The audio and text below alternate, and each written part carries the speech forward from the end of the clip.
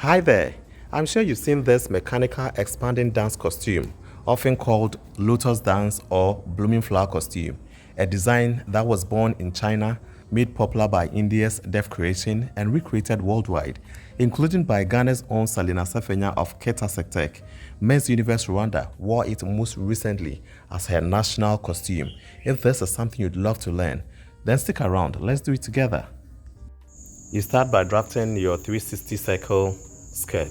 We are doing so with our pattern paper.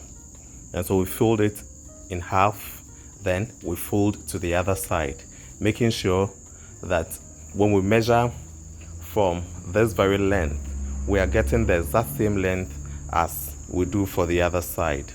Now, with the help of a needle, I have pinned the measurement I need at the very corner so that it serves as a compass. And so our tape measure with a pin pivoted at the edge there is serving as a compass for our circle skirt. We mark this through to the other end, and I'm refining this line. Very well. This is also the waist measurement we are looking out for.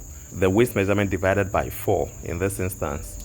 And so as you divide it by 4, that's what we want to get here. After I have done this, I'd go ahead and measure the waist to see if when multiplied by 4, we'll get our waist measurement plus some seam allowance. Once we see that this is accurate, we'll go ahead and cut this off.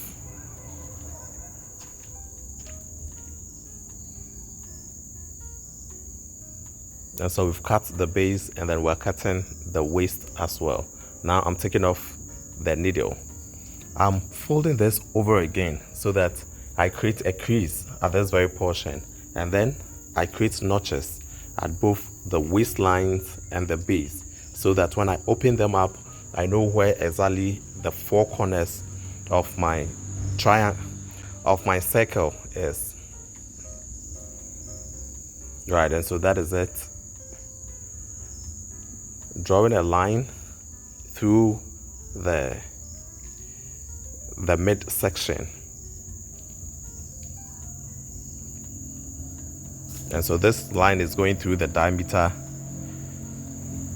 the center of the circle, exactly. Right, after we've gotten this, I would also divide this into 2. That is in between 2 of the angles. We divide it into 2 to get the mid sections. And so the first demarcation we have is 8, and then we also further dividing them into 2 so that we have 16 in all. Right, we are connecting 2 of the lines, and so we pick one, we skip the middle one, then we connect to the next, so that by the end of the whole thing we have an octagon. That is, we have an 8-sided figure. Okay, so I've done the first one with a pen. I'm doing this with a marker. Now, with this very center, I'm picking the middle. Then I'll connect it to the next, then to the next. And so as you see me do, right, then we connect this to that, and this to that.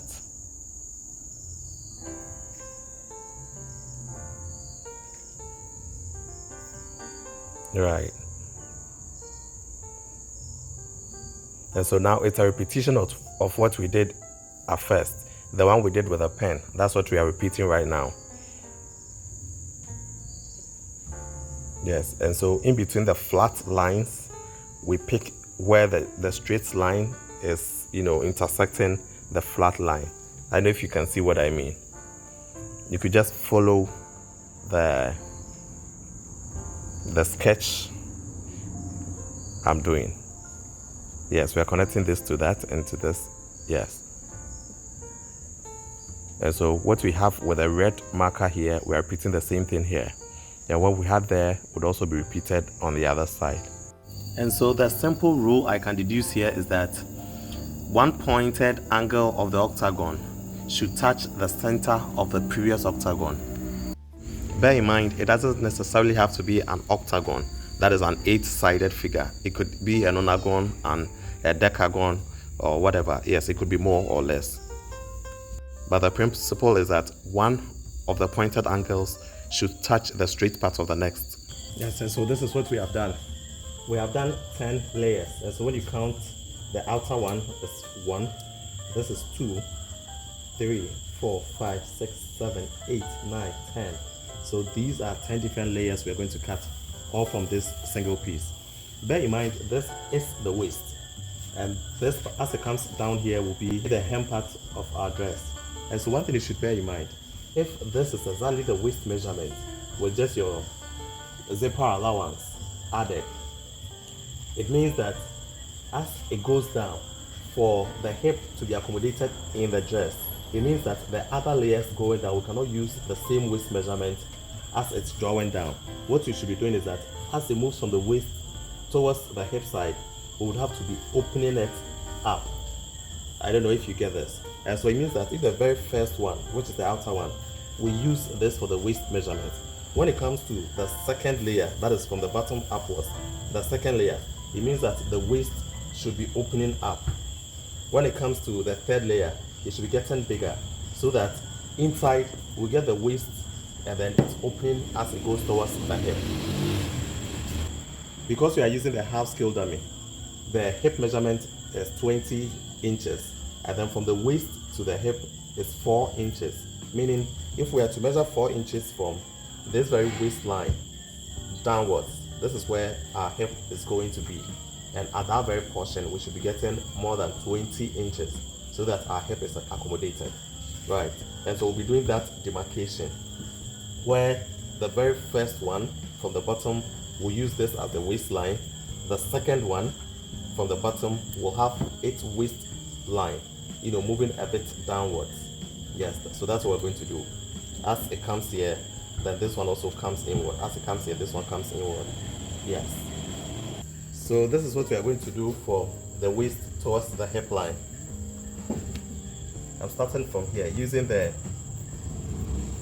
centimeters because that is easy to demarcate. The 4 centimeters, the 4 inches is giving me about 10 centimeters.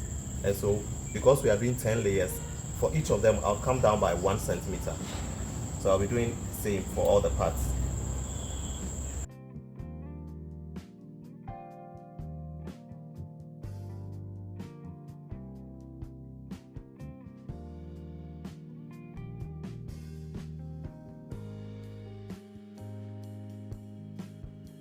So repeat same till we've done same for all the other sides.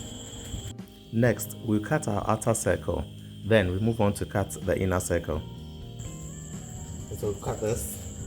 Also created notches at the point where the arrows meet. That is where the other one, that is the next layer, will be joining the first one. Yeah, so the notches are at the pointed edges, if you can see them quite clearly. And then I've created corresponding notches at the waistline. So they are 8 in number, just as the outer one are also 8 in number. And so the first one I cut is in this blue fabric. We'll move ahead and cut the subsequent ones in white.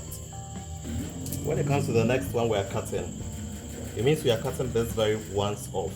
And so we are using the next layer.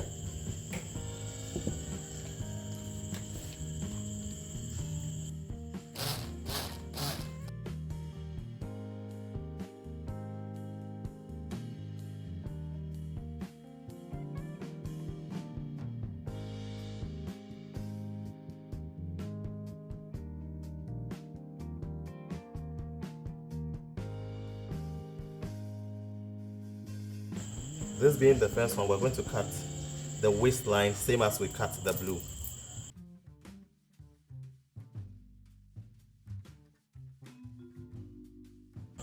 And we'll create same notches as we did for the blue as well.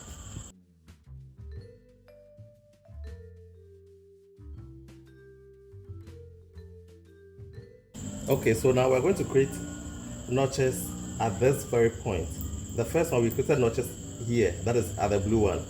In this, we're creating notches at where The next layer will be joining this one, and so we are creating the notches at these very corners.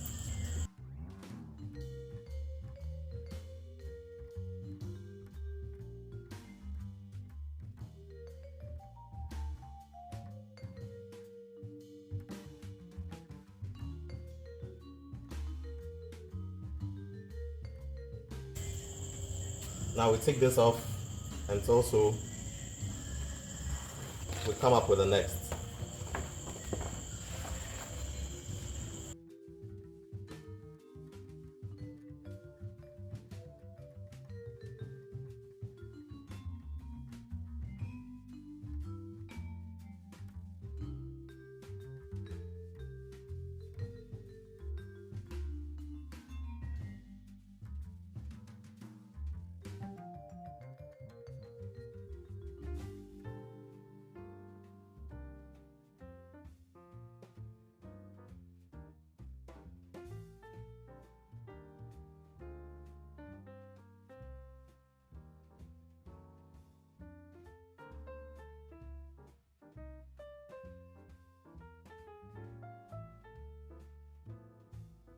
This is where we're also creating the notches. We'll do it here and its corresponding line at the waistline.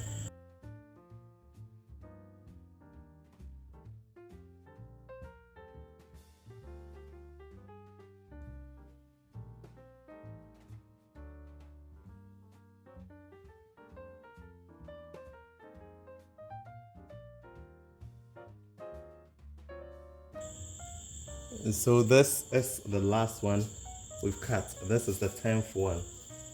Let me put them all together so we see what it looks like. So this is what we have. When you look at it critically, you can see the layers. And then for each of the lines, we have 1 point, getting to the mid line. I don't know if you can see this detailing. And then in between, the first one is inward. As it gets to the subsequent ones, it opens up a bit. This is to accommodate the hip. And this happens to be the last.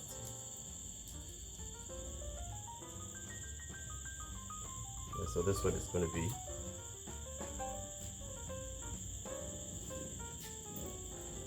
We'll take this to a sewing machine. What you're going to do would be to press and get the lines before we come and stitch them. This is an octagon. Right. And so when we fold it like this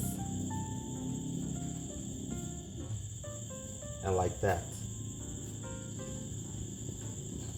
and this, so we just go and give this a press so that we have all the lines coming inward.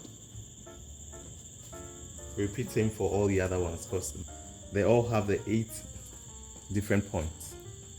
After folding them, we give it a good press, and this is able to give us the exact lines that will guide us during the stitching process.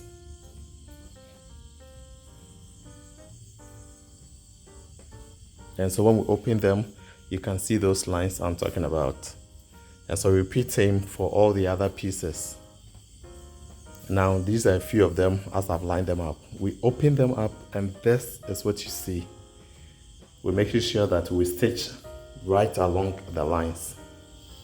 We repeat same for all the 8 different lines. That is the 8 angles forming the lines. We stitch all of them. And bear this in mind, we also stitch to the tip of the angles because the tip of the angles are meeting the mid sections of the next octagon image as I talked about earlier. Yes, and so this very portion, as you see, when we stitch and it's getting to the point where my hand is, you can see that is where the tip of the angles are. Right. And so this is the next one that has been placed beneath. So this is the 3rd one. And for all of them, we repeat the same process, where the tip of one angle is meeting the center, of the straight line. So one angle meeting the center of the next piece. And so that's what we are repeating till we are done with them all. I think I should open one up and then we see how the whole stitching is done. I hope this doesn't really confuse much because it's quite easy. And so I think with the next one, I'll have to open it up so that we see a bit clearer what I mean. This same process is repeating itself till we've exhausted all the layers.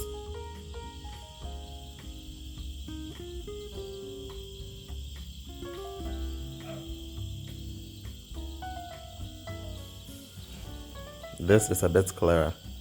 You can see the midpoint, the pointed angle meeting the center of the next layered fabric. Yes, so basically this is what I'm referring to. Yeah, so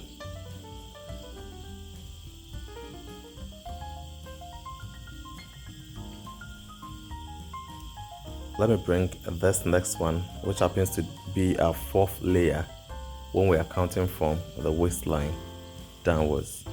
So I open this up as you see, right? And this has the 8 corners. Each corner has a midsection. That was where I created the notches. Apart from the pointed angles, each of the flat surfaces you see has the midsections that we've created notches, you know. So those are the sections where the angles, the pointed angles are meeting, and those are the lines that we are stitching. That is what forms the expansion. That's what creates the expansion. Yes. So as you see, this very one, once we've been able to align them all exactly as we wanted it to be, we'll go ahead and stitch them. And so you see this very angle, checking to see if it has fallen on exactly, and it really has. So we stitch from that point. I think this is quite clear. We stitch from this very point, we pull off the preceding fabric so that we're able to stitch all the way to its base, that is its waistline. Right, and so this is exactly what I wanted to explain. We are repeating this, so we've exhausted all the layers.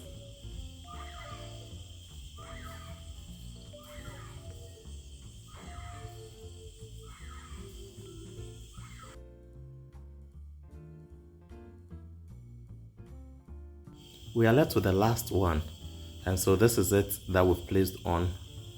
And what you're going to do right now would be to stitch this onto it as we've done for the 9 other layers. And so go ahead and stitch from this side all the way through that side till we've exhausted all the different angles. After stitching all the layers, it's now time to attach our hoop to the dress. And so this is a hanger that I've converted into a hoop, and I have used embroidery threads to also serve as the strands. That's what I got for my practice, and so I'm not sure it's a problem.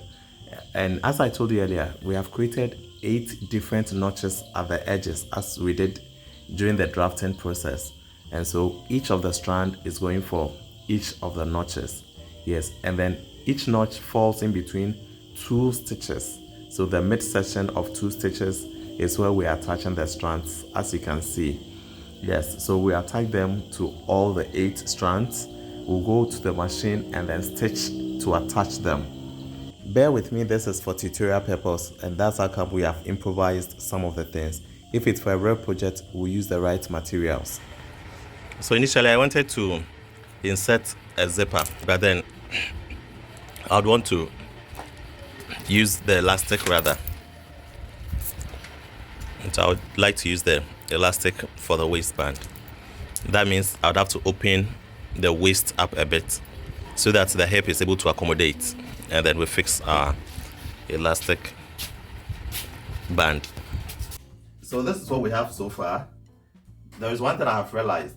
When I lift up the hoop upwards like this, I see that these very portions are caving in.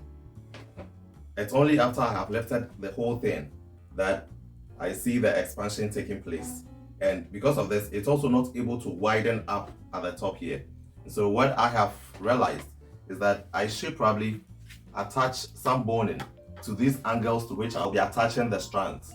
I should attach some bonings to those angles. And so I'll move to the sewing machine and do that. Then we'll come back and see the final outlook. But it's so beautiful.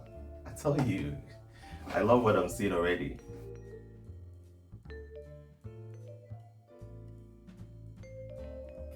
I'm doing this after I have already attached my hoop, but I think you would have to do yours before you get to this very stage.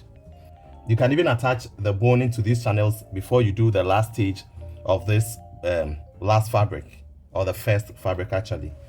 Okay, this is the first fabric that shows at the good side, but then during the stitching process it happens to be the last. And also you'd also have to make sure that you have finished the edges, both this and that. I mean, you should finish all the edges. This is for practical purpose. That's how come I really didn't pay attention to all those.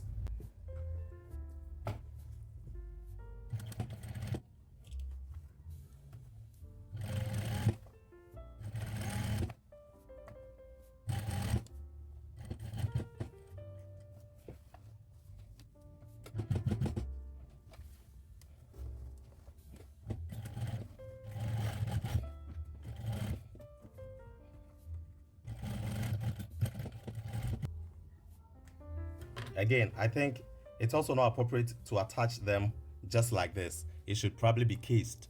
And so you can create a casing and then insert the bonings into the various channels. And you also don't necessarily have to use a regline bone like this. You could use the metal one, which are a bit stronger and some of which are even slimmer. You understand? If you have this small metal rods, I don't know if they are metal rods, what is used in umbrella making, I'm sure you can use that because those are quite slimmer and stronger. You can use those. This being the first time I'm doing it, I would want to use this instead.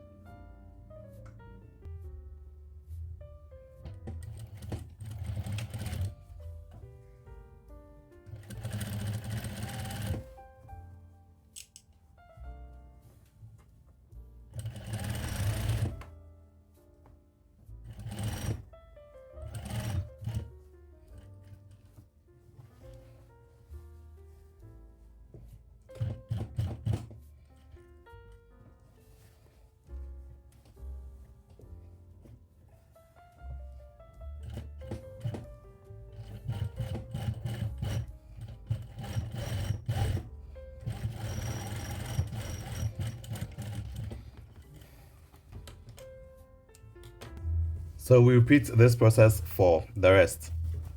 Well, I didn't know I used a different thread color for, the good side, but it's fine. And so this is how our final work looks like. Very, very beautiful. Now let's lift it up and see the difference between the very first one and what we have currently. Oh, right. And so this is it. You can see that this time it opens a bit wider.